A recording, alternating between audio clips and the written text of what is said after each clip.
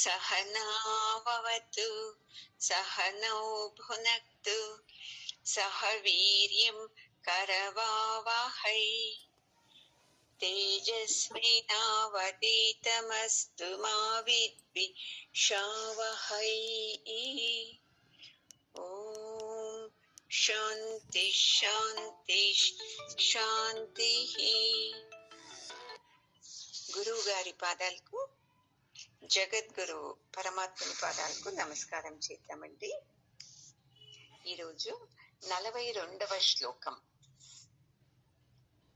యామి మాం పుష్పితాం వాచం ప్రవదంత్య విపశ్చితః వేదవాదరతా పార్థ నాణ్యదస్తితి వాదినః. పరమాత్మనుకు ఏదో బేజారైంది. అర్జునుని నిమిత్తం చేసుకుని మనల్ని అందరినీ బాగా తిడుతున్నారు చూడండి ఈ శ్లోకంలో. ఈ 2-3 శ్లోకంలో మనల్ని మనం ఏదేది అజ్ఞానంతో చేస్తున్నామో అవన్నీ తప్పు అని చెప్తున్నాడండి పరమాత్ముడు. అర్జునుడు అలాగే కదా, అయ్యో నాకేదో శకునం అనిపిస్తుంది, ఇలా యుద్ధం చేయకూడదు అనిపిస్తుంది, ఏదేదో అన్నాడు కదా అజ్ఞానంతో. అందుకని ఇప్పుడు పరమాత్ముడు అర్జునుని నిమిత్తం చేసుకొని చెప్తున్నాడండి.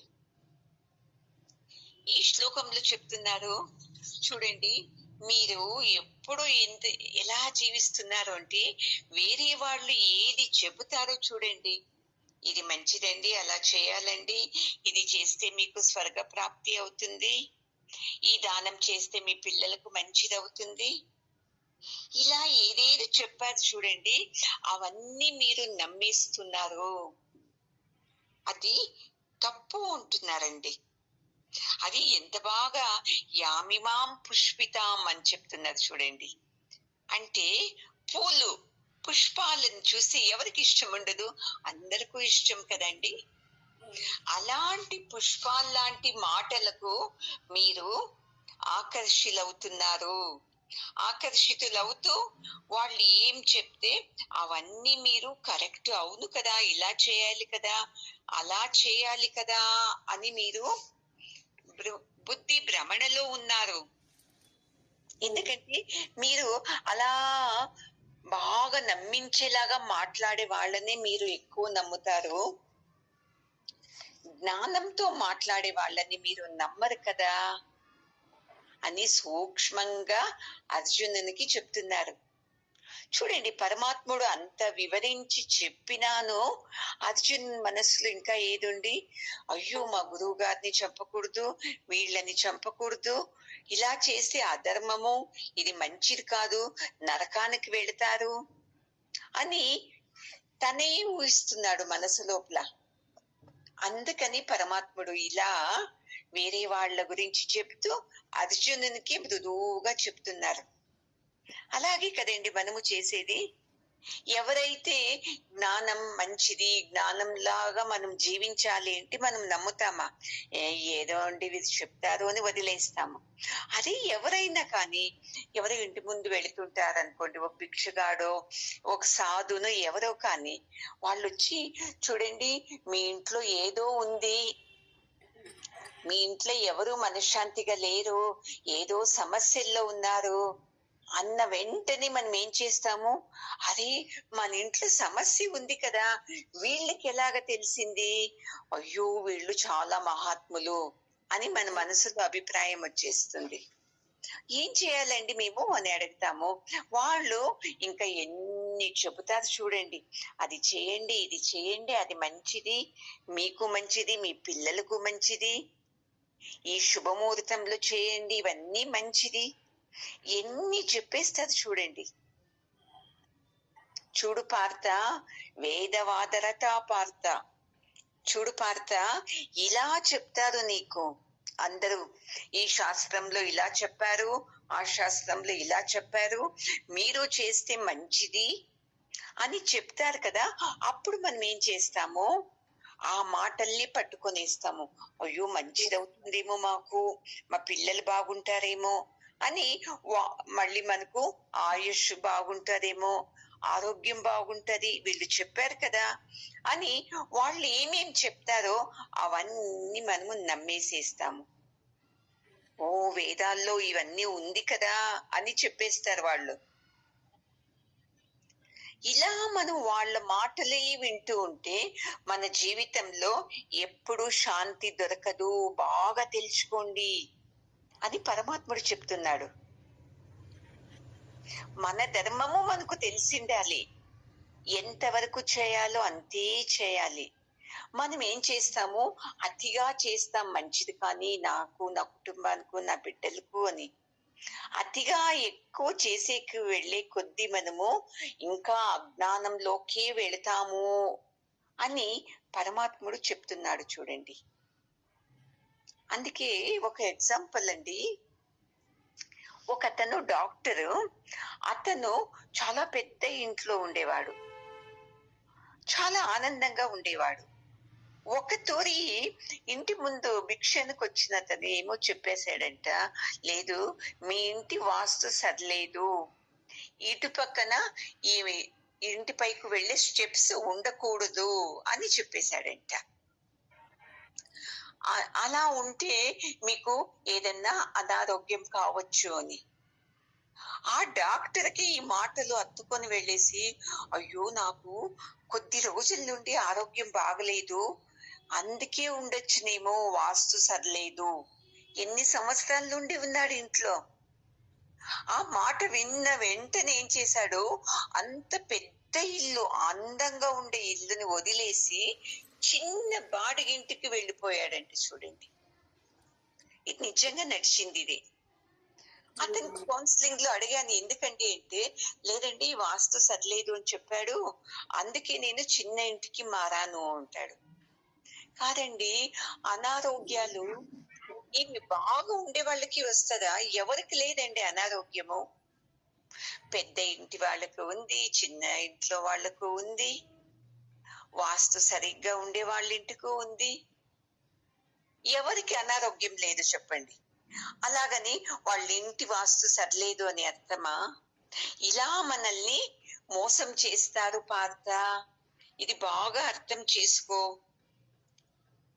ఎందుకంటే అతనుకు వేదంలో చెప్పారు కదా, గురువుల్ని పెద్దవాళ్ళని గౌరవించాలి అని. ఇలాంటి మాటల్ని పట్టుకొనేస్తది, గౌరవించుకోకుంటే పుణ్యం పాపం వస్తుంది, పుణ్యం రాదు అని. అందుకే ఇప్పుడు పరమాత్ముడు ఈ వేదాల్లో ఉండే అన్ని మాటలును నిజం కాదు, మనము జ్ఞానంతో యోచించాలి అని చెప్పడానికి ఈ శ్లోకం చెప్తున్నారండి. ఇదే సత్యం అనుకొని మనము అలాంటి వాళ్ళ మాటల్నే నమ్ముతాం మనము. కానీ ఈ జ్ఞానంతో చెప్తారే, మన ప్రారంధానికి ఏది ఉందో అది జరుగుతుంది, మీరు ధైర్యంగా ఉండండి అనే మాటలు నమ్ముతారా ఎవరైనా? నమ్మరు. వీళ్ళేదండి ఇలా చెప్తారు అని. అందుకే పార్థ, నీవు అంతే అజ్ఞానంతో ఏదో ఏదో ఊహించుకుని మా వాళ్ళు నేను యుద్ధం చేస్తే తప్పు అని అనుకోవద్దు, ఇది మంచిది కాదు అని చెప్తున్నారండి. మనకి ఎందుకంటే ఇవి చేయలేకుంటే మనకు ఏదన్నా అవుతుందేమో అని భయం మనకు. పరమాత్ముడు ఇలా చేయలేకుంటే మనకి ఏదన్నా శిక్ష ఇస్తాడా అని మనం భయపడుతున్నాం. అర్జునుడు ఎలా భయపడుతున్నాడో, పాపం వస్తుంది పెద్దవాళ్ళని తిడితే, వాళ్ళ మీద యుద్ధానికి వెళితే అని. అలాగే మనము అంతే, చిన్న చిన్న విషయాలకన్నీ మనము భయపడుతూనే ఉంటాము. ఇది రావు కాలం ఇలా వెళ్ళకూడదు, ఇది ఆ కాలం ఇలా రాకూడదు, అయ్యో వెళుతుంటే ఏదో అడ్డం వచ్చేసింది, ఇది అపశకునం కదా అని ఇలాగే మనము జీవితం అంతా దుఃఖిస్తూనే ఉంటాము. ఇది తప్పు అని చెప్తా ఉన్నారండి. నేనే చూశానండి, ఒక పెద్ద గురువు గారు ఉన్నారు. ఆ గురువు గారు అందరికీ పరిష్కారాలు చెప్పడం, ఇలా ఉంటే అలా బాగుంటారు అని. ఆ గురువు గారి భార్యనే ఆశ్రమానికి వచ్చింది చూడండి మేము వెళ్ళినప్పుడు. ఎందుకు? నా ఆరోగ్యం బాగలేదు, ఇక్కడ రెస్ట్ తీసుకొని వెళతాను అని. ఇది తన భర్తనే కదా అందరికీ సమస్యలు పరిష్కారాలు చెప్తారు, మరి తనకెందుకు చెప్పలేదండి? ఇలా మనకు దూరంగా ఉన్న కొండ నున్నగా ఉంది ఎలా అనిపిస్తుందో మనకు అలాగే అక్కడ వెళితే మనకు మంచిదవుతుందేమో, ఇక్కడికి వెళితే మనకు మంచిదవుతుందేమో అని చుడుతూనే ఉంటాము. ఏదేదో కర్మల్ని అంటే ఇలాంటి పనుల్ని చేస్తూనే ఉంటాము. ఇవి పరమాత్మని చేతిలో ఉండేది కానీ వీళ్ళ చేతిలో ఉండేది కాదు అర్జున అని చెప్తూ ఇంకో శ్లోకం చెప్తున్నారండి. కామాత్మానః స్వర్గపరాః జన్మ కర్మ ఫలప్రదాం క్రియా విశేష బహుళాం భోగైశ్వర్య గతిం ప్రతి. చూడు అర్జున, అందరూ ఆశలు ఉంటారు కదండి మనసులో. అయ్యో ఇది చేస్తే మంచిదవుతుంది, ఇది చేస్తే స్వర్గం ప్రాప్తి అవుతుంది, ఇలాంటివన్నీ మన మనసులో ఉండి ఏం చేస్తాం మనము? స్వర్గం ప్రాప్తి కోసము మంచిది కానీ అని ఏదేదో చేస్తూ ఉంటాం మన పనులు. ఇక్కడ ఈ దానాలు చేయటము, ఆ దానాలు చేయటము, ఈ పూజలు చేస్తే స్వర్గ ప్రాప్తి అవుతుంది అని ఏదేదో చేస్తూ ఉంటాము. మనకెంత సమస్యలుందో దేవతలకు కూడా సమస్యలే అండి. దేవేంద్రుడు ఎప్పుడూ యోచిస్తూనే ఉంటాడంట,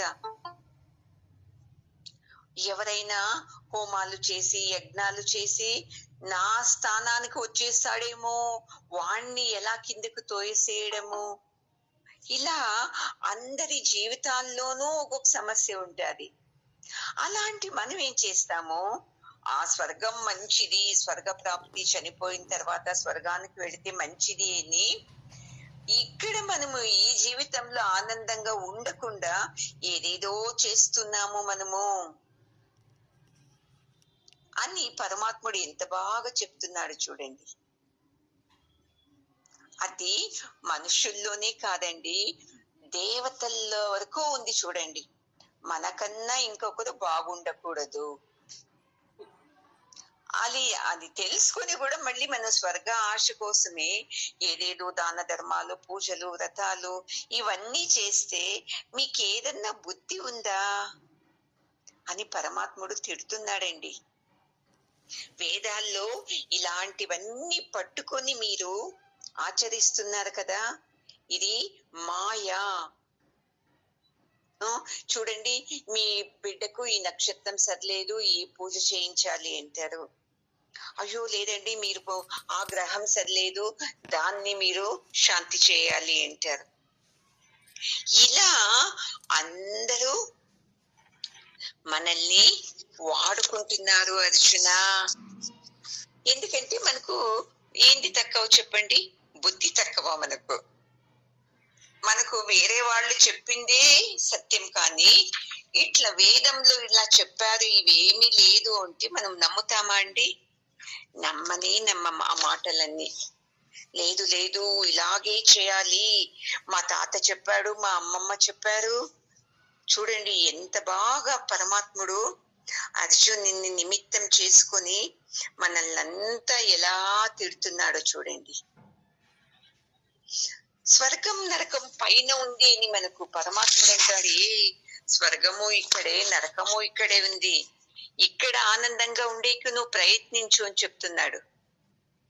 ఇది ఒంట్లో నిస్సత్తువ ఉంది, ఎన్ని కాయిలాలు ఉంటుంది, అయినాను అరే రోజు సోమవారం కదా, ఏమి తినకుండా పూజ చేస్తే మంచిది, పరమాత్ముడు ఇష్టపడతాడు అని ఎంత భక్తితో చేస్తామా అండి? భయంతో అయ్యో ఈ పూజ ముగిసిపోతే చాలు పరమాత్మ భోంచేద్దాము అని చేస్తాం కదా. ఇవన్నీ తప్పు అని చెప్తున్నాడు చూడండి పరమాత్ముడు. ఇలా అజ్ఞానంతో మీరు ఏదేదో ఊహించుకొని వేదంలో ఇలా చెప్పారు అని చేస్తూ అలాగే మీరు అయిపోతారు చూడండి. అయ్యో ఇది చేయాలి, అది చేయాలి, ఇది చేయలేకుంటే ఎలాగా, అది చేయలేకుంటే ఎలాగా అని నీవు ఊహిస్తున్నావు కదా అర్జున. ఇది తప్పు అని చెప్తున్నాడు చూడండి.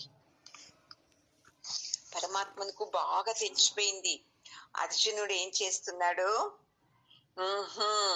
ఇప్పుడు చాలా అజ్ఞానంలో ఉన్నాడు, ఇతనికి నేను చెప్తే బాగుండదు అని వేదాల్లో ఇలా లేదు, మీరే ఇదన్నీ చేసుకుని వెళుతుండేది.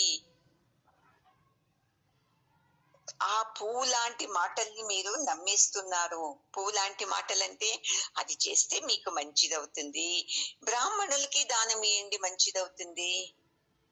ఎందుకు ఇవ్వకు? దానం ఎవరికైనా ఇవ్వచ్చు కదండి. పరమాత్ముడు చెప్పాడా బ్రాహ్మణులకి దానం చేస్తే మంచిది అని? ఎవరు చెప్పారు ఇది? బ్రాహ్మణులే చెప్తుండేది, మాకు దానం చేయండి మీకు స్వర్గం వస్తుంది అని. మరి వాళ్ళే స్వర్గంకి వెళ్ళొచ్చు కదండి. చూడండి, మొన్న ఒకరు నాకేదో పంపించారు, ఏం బాగా చెప్పింది తెలుసా? అది ఎక్కడో వెళ్ళి మనం ఒక విగ్రహం తీసుకుంటాము, ఆ విగ్రహాన్ని తెచ్చి పూజిస్తాము, మాకు అది ఇవ్వు స్వామి, ఇది ఇవ్వు స్వామి అని. అలాగైతే ఆ విగ్రహం అమ్మినోడే పూజ చేసి బాగా సంపాదించవచ్చు కదా. విగ్రహాల్ని అమ్మి జీవనం ఎందుకు చేసుకుంటూ ఉండే? ఎంత బాగుంది కదండి. ఇలాగే చిక్కేసుకోండి జీవితంలో. ఈ విగ్రహాన్ని పూజిస్తే మనకు అన్ని పరిష్కారం అవుతుందా? నీ ప్రారంధంలో ఉన్నప్పుడే నీకు పరిష్కారం అయ్యేది. ఇలా మనల్ని ధర్మంలో చిక్కేస్తున్నారు అర్జున అందరూను. మనమును ఇదే పట్టుకొనేసేస్తున్నాము. ఓ విష్ణు సహస్రనామము, ఏకాదశి ఉపవాసము, ఈ హోమాలు ఇవన్నీ చేసేసామంటే మనం అనుకున్నవన్నీ నెరవేరుతుంది, అప్పుడు ఆనందంగా ఉండొచ్చు అని. 99% ఎంత ఏం జనాలు ఈ నేను నా జీవితంలో నా కుటుంబం బాగుండాలి అని చేస్తారు. ఇంకా కొంతమంది ఆహా ఇక్కడ కాదు, నేను చనిపోతే స్వర్గానికి వెళ్తాను. ఎలా తెలుసండి మనం చనిపోతే ఎక్కడికి వెళ్తామని? ఆ స్వర్గంలో నేను బాగా అనుభవించాలి అని ఏదేదో హోమాలు యజ్ఞాలు అన్ని చేస్తారు. తాను చేసేది కాక వేరే వాళ్లకు మీరు 10,000 ఇవ్వండి, 11,000 ఇవ్వండి, మేము మీ పేరు మీద ఇలాంటి హోమాలు చేస్తాము, మీకు అవి వస్తాయి అని. ఇలా పూలాంటి మాటలకు మనం ఏం చేస్తున్నాము? ఆకర్షితులవుతున్నాము. ఎందుకంటే అజ్ఞానంలో ఉన్నాము మనము. మనకి ఏం తెలుసా అండి? మీ కుటుంబము, నీ బిడ్డలు, నీ భర్త బాగున్నాడు అంటే చాలు, మనం ఏదన్నా చేసేకి రెడీ అయిపోతాము. అది తప్పు. ఈ జ్ఞానంతో యోచించండి అంటున్నారు చూడండి. మనము ఇంకొకరి దగ్గర వెళ్ళి చెప్పండి ఏం చేయాలి నా కుటుంబం కోసం అంటే, నీవు ఆనందంగా లేవా యోచించు అంటున్నారు. నేను ఆనందంగా ఉంటే వేరే వాళ్ళతో వెళ్ళి నేను ఇవన్నీ చేస్తూ ఉంటున్నా. మేము చూడండి కాశీకి వెళ్ళాం కదా ఆ రోజు, అక్కడ ఒక షాప్ లో ఇలా ఈ లింగం పూజిస్తే ఇలాంటి వస్తుంది, ఈ లింగం పూజిస్తే ఇలాంటిది వస్తుంది, ఇలాంటి ఏంటది రుద్రాక్షమాలతో జపం చేస్తే మీకు ఇలా వస్తుంది, మీ సమస్యలన్నీ పరిష్కారం అవుతుంది, మీరు బాగా శ్రీమంతులు అవుతారు, ఎన్ని చెబితే అందరూ కొనుక్కున్నారు చూడండి. అవునా అవునా అని. తర్వాత అంతా షాపింగ్ అయిన తర్వాత అతను ఇంకా 3 ప్లేట్లు తీసాడండి. ఇవి ఎందుకు అని అడిగారు. ఒక దానిపైన శ్రీచక్రం ఉంది, ఇంకొక దానిపైన గణేష ఉంది, ఇంకొక దానిపైన ఏదో చక్రం ఉందండి. బ్రహ్మ విష్ణు మహేశ్వర ఏదో ఉన్నారు. అతను చెప్తాడు, ఇప్పుడు మీరు తీసుకున్నారు కదా లింగాన్ని, ఈ ప్లేట్ మీద పెడితే ఈ శక్తి లింగంలోకి ప్రవహించి లింగానికి శక్తి ఎక్కువ అవుతుందండి. మళ్ళీ మీరు నామస్మరణ చేస్తా ఉన్నారు కదా, ఈ జపమాల తీసుకున్నారు కదా, ఈ జపమాలని ఈ ప్లేట్ మీద పెట్టారంటే జపమాలకు శక్తి ఎక్కువ వస్తుందండి అన్న వెంటనే అదొకటి 350 రూపాయలు చెప్తే అలాగే తీసుకున్నారు చూడండి అందరూ. ఎందుకు చెప్పండి? కాదండి, జపమాలకు శక్తి ఎప్పుడు వస్తుంది? మీరు జపించాక శక్తి వస్తుంది. కానీ ఇప్పుడు ఫోన్ ని ఛార్జింగ్ చేసినట్ల జపమాలని ఛార్జింగ్ చేస్తే శక్తి వస్తుందా అండి? కొద్దిగా యోచించము. లింగానికి మనము నామస్మరణ జపం చేస్తే లింగానికి శక్తి వస్తది, కానీ ఆ లింగాన్ని ఏదో ప్లేట్ మీద పెట్టేస్తే, నైట్ లో పెడితే పొద్దున వరకు ఆ లింగానికి శక్తి ఎలా వస్తదండి? సాధ్యమా ఇది? మన భక్తితో ఇవ్వాలి, కానీ దానికి శక్తిని ఏదో ఛార్జింగ్ చేసినట్లు చేస్తే సాధ్యమా? మూర్ఖులు చూడండి, అలా అన్న వెంటనే మళ్ళీ అవన్నీ కొనుక్కున్నారు చూడండి అక్కడ ఉండేవాళ్ళు. ఏమి ఇంత ఈజీనా అండి పరమాత్మని మనము దగ్గరకు చేరడము? ఇలాంటి ఈ కర్మలన్నీ చేస్తూ ఉంటాం మనం. అది కానీ ఇది కానీ ఇది బాగుండని ఇందు నుండి నీవు ఆనందంగా ఉండేకి సాధ్యం కాదు. ఎందుకు చెప్పండి? లింగాన్ని తెచ్చాను, ఆ ప్లేటు తెచ్చాను కాశీ నుండి, జపమాలను తెచ్చాను, ఏంటి నాకు ఇంకా మంచిది కావటం లేదు? నా సమస్యలన్నీ అలాగే ఉంది కదా. వస్తుందా లేదా మీకు మనసులో?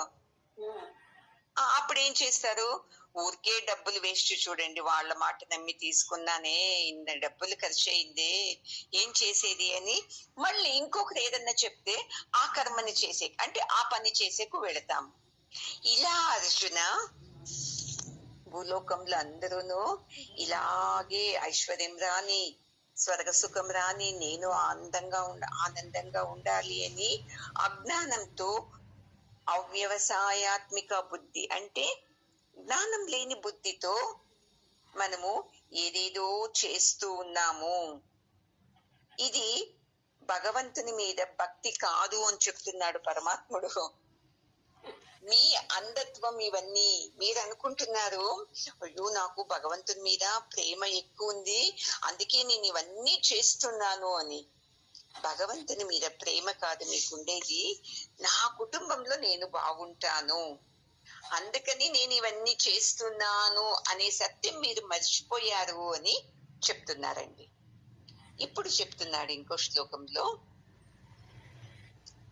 భోగైశ్వర్య ప్రసక్తానాం తయా బహృత చేతసాం వ్యవసాయాత్మిక బుద్ధి సమాదో న విధీయతే. కొంతమంది ఉంటారు, కొంతమంది ఏం లేదు, కష్టపడతామండి, పరమాత్ముడు ఎప్పుడు ఇస్తే అప్పుడు బాగుంటాము అని వాళ్ళు కర్మలు అంటే తమ పనులు చేసుకొని వెళుతూ ఉంటారు.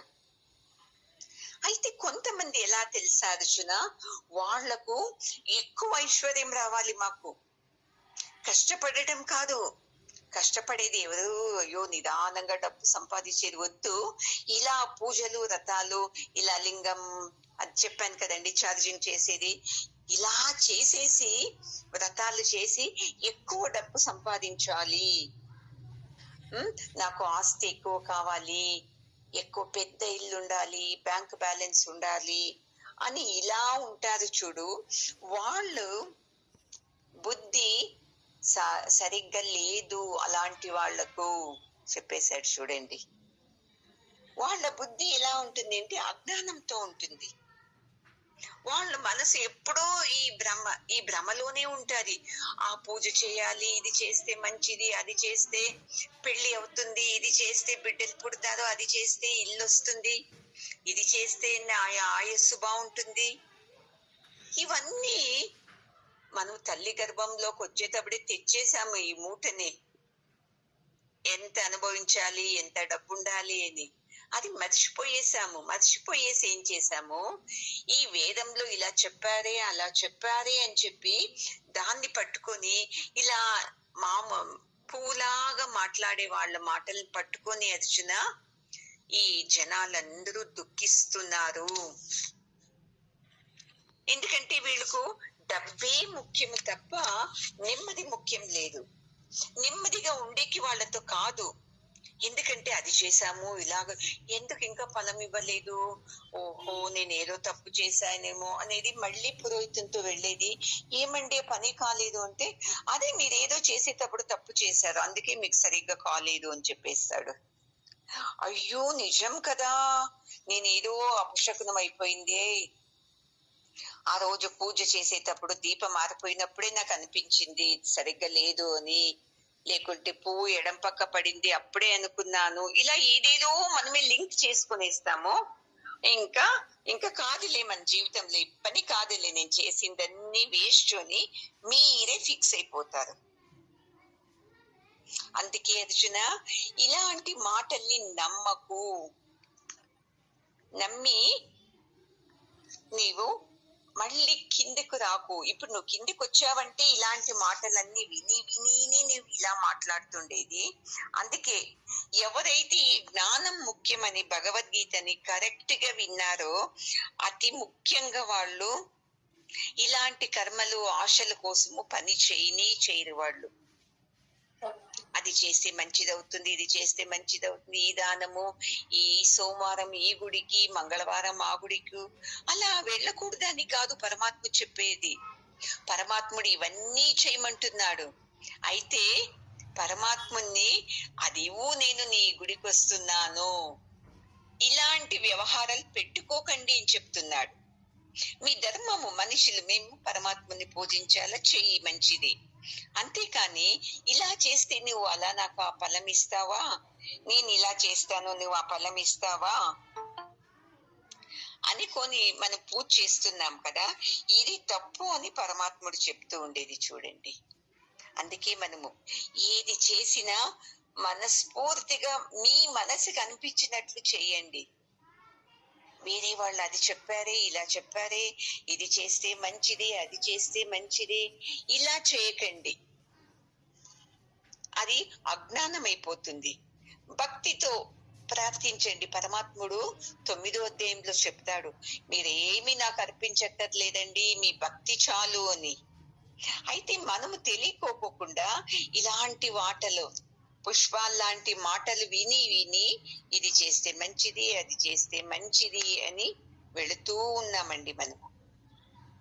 ఎవరైతే ఈ గీతని వింటారో చూడండి, వాళ్ళు ఈ గీత వాళ్ళ మనసులో నాటుకొని ఉంటే ఇలా అజ్ఞానంతో మూఢనమ్మకంతో చేసే పనులకు వెళ్ళరండి.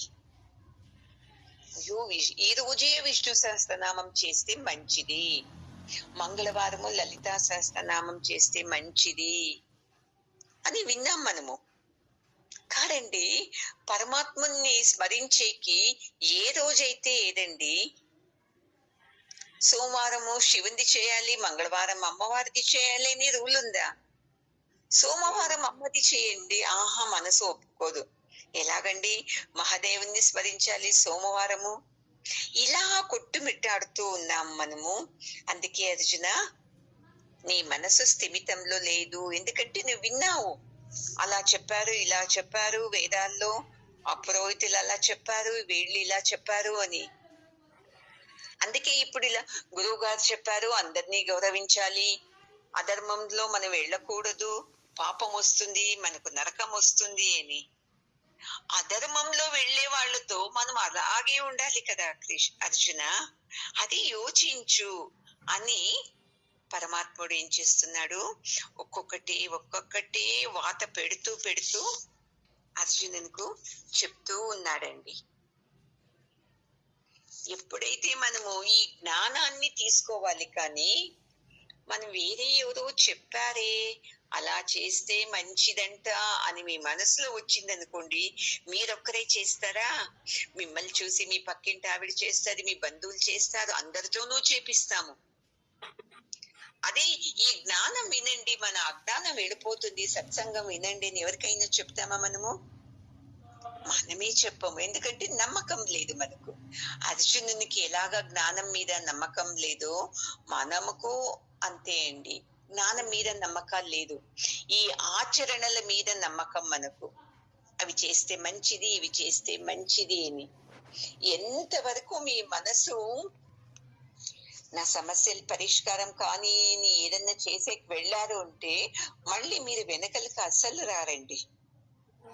ఇది తప్పు, ఇంకోటి చేయాలి, అది చేస్తే మంచిదంట, ఇది తప్పంట, ఇలా ఇలా ఇలా ఇలా ఇలా అర్జునుని అజ్ఞానం అతన్ని ఎంతవరకు తీసుకుని వెళ్ళి నేను యుద్ధం చేయను బాబో అని ఏడుస్తా ఉన్నాడో, అలాగా మనము జీవితంలో నాకొద్దు స్వామి ఈ జీవితము, నీకు ఎన్ని చేసినా ఏం ఫలము, ఏమిచ్చావు నాకు, నీ నుండి నేను నెమ్మదిగా లేనే అనేసేస్తాం పరమాత్మని. అంతవరకు వెళ్లకుండా ఈ జ్ఞానంతో పరమాత్మని అర్థం చేసుకోవాలండి మనం. అప్పుడు పరమాత్ముడంటే మనకు అస్సలు భయం ఉండదు. చూడండి, మొన్న ఒకరికి మా ఎదురింట ఇంట్లో అడ్మిట్ అయినారు. వాళ్ళకు ఆరోగ్యం బాగలేదు అని కాశీ ప్రసాదం అంటే రేపు తీసుకుంటాను, ఈ రోజు భానువారం అండి, సోమవారం తీసుకుంటాను అన్నారు. సరే అన్నాను. సోమవారం వెళ్తుంటే పిలిచాను. అయ్యో మా ఉన్నారా ఇంట్లో అన్నారు. అగో తీసుకోండి అని ప్రసాదం ఇస్తున్నాను. దూరం నుండి వాళ్ళ కూతురు తీసుకోవద్దు తీసుకోవద్దు అని జోరుగా అరుస్తుందండి ఫోన్ చేతిలో పట్టుకొని. నేను విభూతి ఇచ్చాను వాళ్ళ చేతికి, తీర్థం ఇవ్వలేదు. వచ్చిన వెంటనే పరిగెత్తుకొని వచ్చింది, ఆ విభూతిని ఇలా తన్నేసిందండి చేత్తో. ఆమె తల్లిని అడిగింది, ఏమైంది ఏమైంది అంటే, లేదు అడ్మిట్ చేశాం కదా, వాళ్ళు చనిపోయారంట, ప్రసాదం ఎలా తీసుకునేది మనము, మంచిది కాదు మనకు అంటుంది. ఎంత అజ్ఞానం చూడండి. చనిపోతే ప్రసాదం తీసుకోకూడదు, చనిపోతే భగవంతుణ్ణి స్మరించకూడదు, ఇవి ఎక్కడా చెప్పలేదండి. మనము ఇలాగా ఊహించుకొని వాళ్ళు చెప్పారు వీళ్ళు చెప్పారు అనుకొని అజ్ఞానంతోనే జీవిస్తున్నాము. నా ఆనందం రావాలి నా జీవితంలో అంటే ఇవేవి మీరు ఆచరించక్కర్లేదు, ఈ జ్ఞానం ఒకటి మార్గమర్చన అని చెప్తున్నాడండి పరమాత్ముడు.